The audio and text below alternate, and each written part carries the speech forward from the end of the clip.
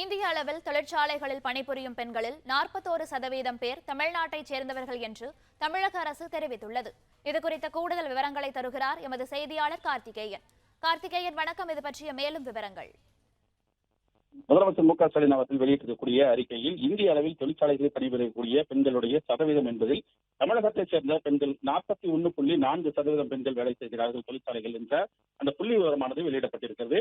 இது இந்த அரசிற்கு கிடைத்த வெற்றியாக முதலமைச்சர் அவர்கள் பதிவிட்டிருக்கிறார். குறிப்பாக திராவிட மாடல் ஆட்சியில் அந்த விடியல் பயணம், கலைஞர் மகளிர் உரிமை திட்டம் மற்றும் புதுமை பெண் திட்டம் என பல்வேறு திட்டங்கள் பெண்களை மையப்படுத்தி அவர்கள் பயன்பெறும் வகையில் அவர்கள் பொருளாதார ரீதியாக உயரும் வகையில் அந்த திட்டங்களானது செயல்படுத்தப்பட்டு வருகிறது.